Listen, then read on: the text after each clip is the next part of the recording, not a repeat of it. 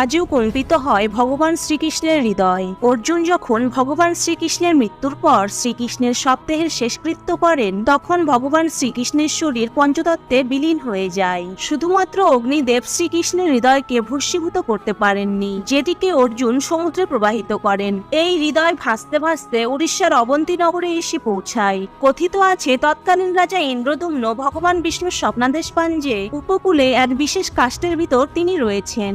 রাজা ইন্দ্রদুম্ন সেই স্থানে গিয়ে দেখেন সত্যিই সেখানে এক অদ্ভুত কাঠ ভাসছে এবং কাঠটিকে স্পর্শ করা মাত্র রাজার মধ্যে এক অদ্ভুত শক্তি অনুভূত হয়। বহু কারিগর জগন্নাথ দেবের মূর্তি গড়তে ব্যর্থ হলে অবশেষে দেবশিল্পী বিশ্বকর্মা ছদ্মবেশে এই কাঠ থেকে জগন্নাথ দেব, সুভদ্রা ও বলরামের মূর্তি নির্মাণ করেন এবং কাঠের মধ্যে থাকা শ্রীকৃষ্ণের হৃদয় বা ব্রহ্ম পদার্থটিকে জগন্নাথ দেবের শরীরে স্থাপন করেন। প্রতি 12 বছর পর পর ব্রহ্ম পদার্থটিকে নতুন নির্মিত জগন্নাথ দেবের মূর্তিতে